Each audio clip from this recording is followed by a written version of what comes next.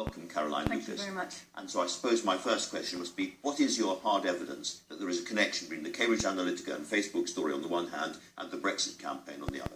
Well, let me say first of all that I think that what these revelations demonstrate is that there is something rotten at the heart of our democracy and that we need to be overhauling our rules that govern elections, election funding. Is there really something rotten at the heart of our democracy? Because I still struggle to see. I mean, I can see that data was harvested by, from naive people who didn't understand what Facebook was doing, and some of it was used by a company claiming to be brilliant, mainly in America and not in here. I can't really see the absolutely clear connection with the Brexit campaign.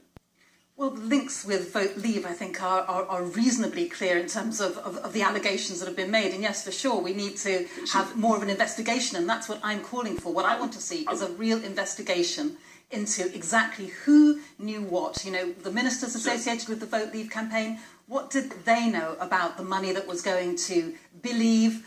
What was the relationship between Vote Leave and Believe? And then in turn, what was the relationship between Believe and, of course, then Aggregate IQ based in Canada? Now, this is a really complex network, but big questions need to be asked, and it goes much wider than just the referendum. I feel, as an observer of this, I don't know who to believe. Everybody is calling everybody else a liar or a charlatan or worse, and I assume you're in the same situation. Neither of us really know what happened. So we need an inquiry, Andrew. But we can't at this stage jump ahead and say, therefore, that the referendum was illegitimate, can we? I'm not saying that, actually. What I am saying is that I think that it calls into question the legitimacy of the EU. I mean, your own press release says, this scandal calls into question the legitimacy of the EU referendum. I think it adds further questions as to how that referendum was run. What I want to do is not rerun that referendum. What I want to do is to add weight to the argument that we should have a people's vote on the final deal. I think this is just simply one more piece of argument, because I've long argued You're not saying at this point that this referendum was improperly handled or that the outcome was in any sense dubious or dodgy. I'm saying that there are questions to be answered, and I think, as you've just admitted, neither of us actually know the full picture. Who should conduct the inquiry then? Because the Electoral Commission are conducting inquiries of their own at the moment. Well, I think what this whole saga demonstrates really is that the Electoral Commission simply doesn't have the resource, it doesn't have the power. It's been looking at this for over a year and nothing's happened. When it comes to data regulation, and that's in the hands of the Information Commissioner, her powers are so feeble that she had to wait for a week to get her people inside the offices of Cambridge Analytica, by which time, presumably, they will have pressed a few delete buttons. So the whole system, that's why I come back to my original point, which is that the whole system needs to be overhauled. We've basically got a set of analogue rules trying to deal with the digital age. That's not working. And in this digital age, can we at least agree that we are both surrounded by a thicket of question marks, and that therefore the Green Party press release saying that this calls into question the legitimacy of the referendum is wrong? I think calls into question is an entirely fair description of that. It calls into question. We need to answer those questions. Yes, another question mark.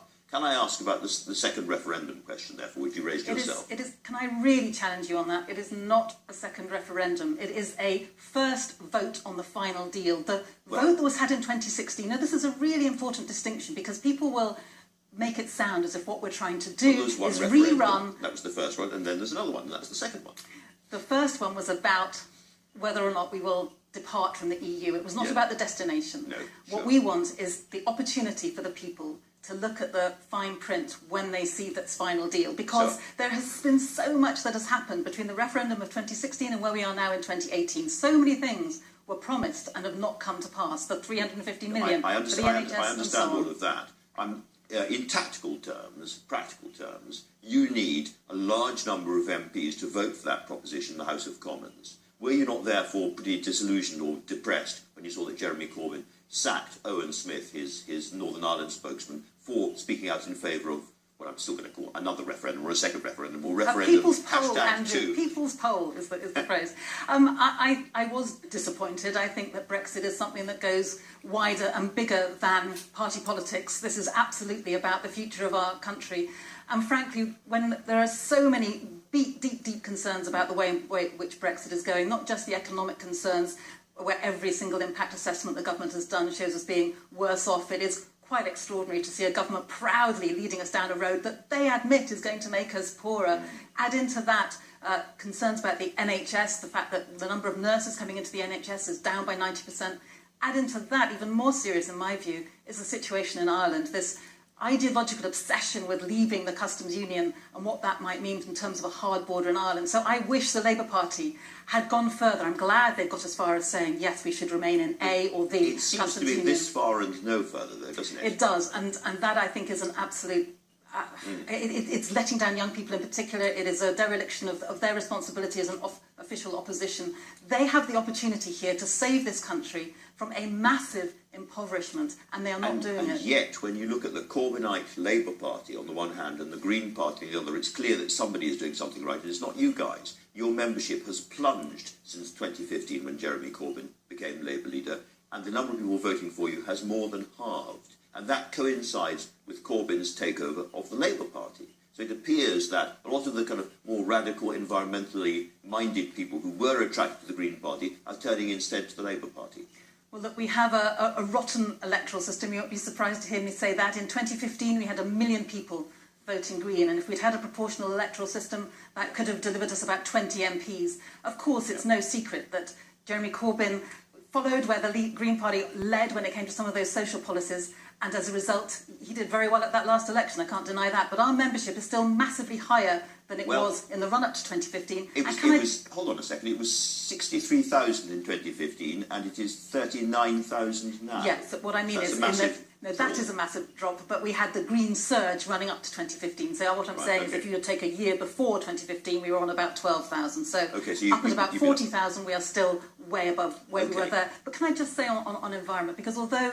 yes, Jeremy Corbyn has famously followed us when it comes to things like bringing rail back into public ownership and some of our social policies. Where he hasn't is on the environment. And I just want to say a word about this. Can I ask you about Sheffield, which is a Labour-controlled council, where they are demolishing almost all the old trees in the city, and that is causing a huge local story and a lot of local upset. It is a massive story. We're seeing 6,000 mature, beautiful trees being cut down for no better reason than that it's cheaper to do so under the PFI contract that the Labour councillors have set up. And it's our councillor, the Green councillor, Alison Teal, who has been taking peaceful direct action to protect those trees. The way that her Labour colleagues responded to that was to try to get her having a custodial sentence when she was tried. Now, thankfully, she was acquitted. But the idea that Labour councillors are trying to persecute someone who has the courage to protect these trees from an entirely commercially driven set of proposals to cut them down, and they are being cut down, I think really shows their true colours, I'm afraid. Let me suggest that you have one other little nightmare going on, which is that a Conservative Environment Secretary, Michael Gove, when it comes to plastics and animal welfare and cruelty to animals and lots of other issues, lots of issues around health, the health of the countryside and hedgerows, is actually saying things which are attracting the Green vote. George Monbiot, who is about as near as you get to a green guru in the mainstream media, has said he can't believe it. Day after day, week after week, a Conservative Environment Secretary is saying the kind of things he's always wanted an Environment Secretary to say.